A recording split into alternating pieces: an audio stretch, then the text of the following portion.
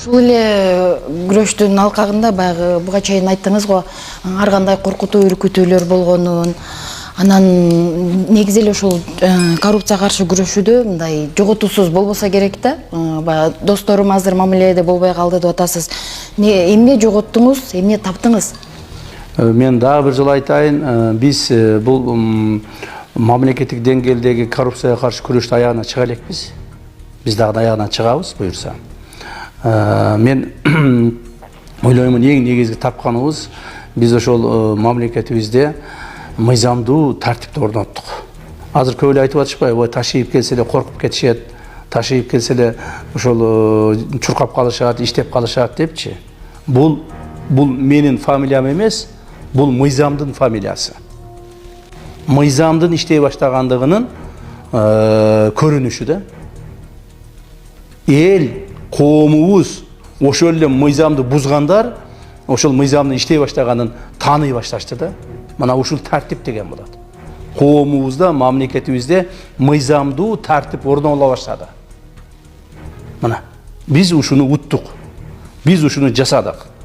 Ушуга биздин эркибиз, күчүбүз, мүмкүнчүлүгүбүз, акыл эсибиз жана саясий эркибиз жетти. Мен жана башында айткандай, урматтуу президентибиздин саясий эрки коррупция менен күрөшүүгө, уюшкан кылмыштуулук топту жок кылууга жетти да. Мына ушун менен биз уттук. Ал эми биздин жоготуубуз эмне? Биздин жоготуубуз негизинен башында эле айтып өткөндөй, биз бул өмүрдө чогуу жүргөн, көптөгөн тааныш, тамырларды, досторду, жакын тууган уруктарды жоготтук. Себеби алар мен билем, көптөгөн мен өзүм жакындарымды эле камап салбадымбы. Мына мен азыр айтайын сизге, ачык эле айтайын. Бүгүнкү күндө менин бир кудагыйым түрмөдө турат. ГКМдын СИЗОсунда турат. Эмне үчүн? 2022-23 жылдары кылган кылмыш үчүн. Ошону чыгарабыз деп мага кимдер гана келбеди. Бир тууган агам, ошонун кудагыйы, баласынын кайненеси. Бир тууган агам, башка туугандарым, тияк-бияктар бүт баары келишти. Мен эч кимсе жол бербедим. Ал отурат, жана ал мыйзамдуу жазасын тартыш керек да. Эгерде мен ошол кишиге мыйзамдуу жазасын бере албасам, башка адамдар мага ишенбейт. Например, бир тууган агамдын баласы бир гайни сөгүп койгон экен, аны алып барып камадык. Эгерде мен аны камабай турган болсом, ал бир агамдын баласы бир гайни сөгүшү мүмкүн. Экинчиси бар, прокурорду сөгүшү мүмкүн. Үчүнчүсү бар, акимди сөгүшү мүмкүн. Коомубузда ошондо баягы тартип эмес, бардак башталат да. Ошол болбош үчүн ошо көзү өтүп кеткен бир тууган агамдын баласын апарып мен камадым. Анын бир туугандары жана башкалардын бардыгы мени жек көрүшүп атат. Жек көрсө эмне кылайын? Мен үчүн мамлекеттик тартип керек.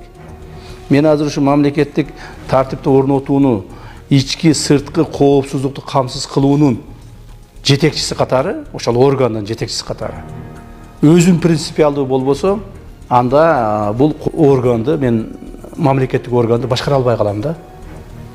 Ошондуктан жана сиздин сурооңузга жооп берип жатып ойлонуп кеттим. Ал эми ушул коррупцияга каршы күрөшүүдө, уюшкан кылмыштыкка каршы күрөшүүдө жеке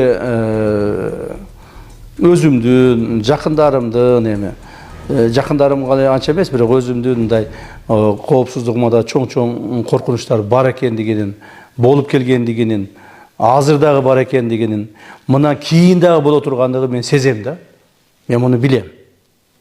Себеби бул бая мен айткандай бир кайсыл бир топтун эле эмес, бир доордун, ошол доордо жашаган чоң бир катмар элге каршы биз күрөш жүргүздүк да. Күрөш жүргүздүк. Жана ошол күрөшүбүздү мен ойлоймун аягына чыгабыз. Биздин улуттук коопсуздук мамлекеттик комитетинде мамлекет деген мамлекет үчүн жанын берип, мамлекет үчүн берилгендик менен кызмат кылып, мамлекет үчүн турабыз, мамлекетибизди алдыга жылдырып, мамлекетибизди тазалап, мамлекетибизди жакшы мамлекеттердин катарына кошобуз деген менин кызматкерлерим өтө көп. Жана мен ошолорго ишенемин, ошолор менен чогуу ушул жумушту аткарып атабыз. Мына өзүңүздөргө жакшы белгилүү болгондой,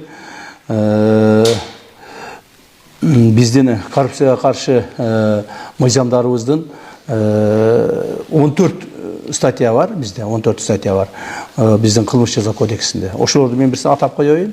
Себеби дегенде ушуга жараша биз коррупция элементтерине катышкан мамлекеттик чиновниктерге жаза колдонобуз да.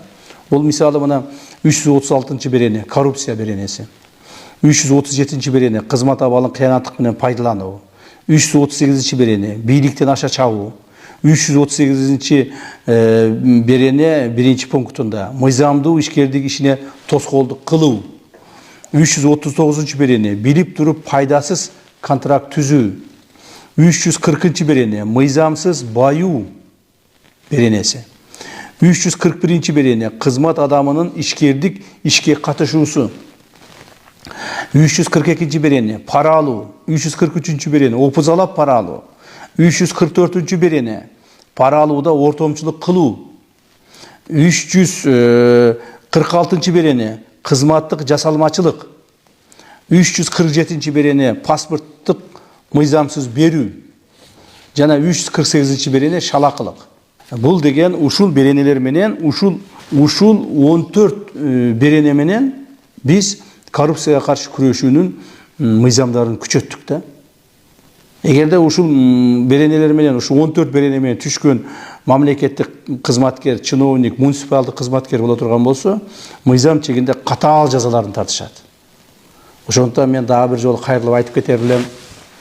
Урматтуу мамлекеттик орган жетекчилери, муниципалдык кызмат жетекчилери, күч структуранын жетекчилери, жана ошол жерде иштеген кызматкерлер баарыңыздарга ошол мамлекетибиздин ички сырткы коопсуздугун сактоо кызматынын башчысы катары, улуттук коопсуздук мамлекеттик комитетинин башчысы катары кайрылуу жасап айтып кетейин. Бул коррупциялык элементтерден, коррупциялык беренелерден түшүп калбаш үчүн сөзсүз түрдө таза иштегиле. Эгер таза иштей албасаңар, мамлекеттик таза кызмат кыла албасаңар, принципиалдуу боло албасаңар, бала чакаңарды ошол таза эмгек пешенеттер менен бага албасаңар, анда мамлекеттик кызматтан бошонгула. Ачык айтайын. Бошонуп, өзүңөрдүн бизнесиңерди кылгыла, ишкердик менен алектенгиле, жана көбүрөөк акча тапкан жака баргыла. Мамлекеттик кызматта туруп, ушул мыйзамдарга, катаал мыйзамдарга туш болуп калсаңар, анан кийин дагы ыйлап келбегиле. Тууган уруңарды, бала чакаңарды, жакындарыңарды азапка салбагыла. Эгерде колуң туткак болсо, коррупциясыз жашай албасаң, анда кызматтан бошон. Мына азыр бир нече мамлекеттик органдын жетекчилери, кызматкерлери отурушат.